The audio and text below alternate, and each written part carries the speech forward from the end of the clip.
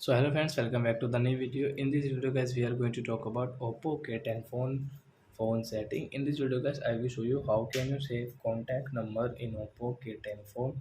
If you want to save any contact numbers, so you can save. So guys, now let's see how to save. But before starting video friends, I want to tell you, if you're in my channel and you are watching my video first time, so first of all go and subscribe my channel, click the bell icon, and like my videos. So first of all open your this phone. Which number guys, example for guys I'm telling guys, you can save by same setting. One, two. So you can see I have this number, so I will save.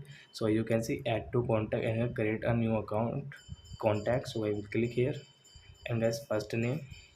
So example for guys I'm taking about my brother name. Okay, surname guys, you want to set, so you can.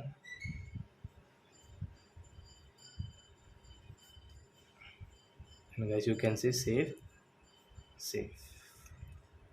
So guys this contact number will save in our phone. Guys you can see Mukesh Kumar. So I hope friends you have understood how to set contact number in oppo phone. So that's it guys, thanks for watching our video. Now we will meet on next video with new topic.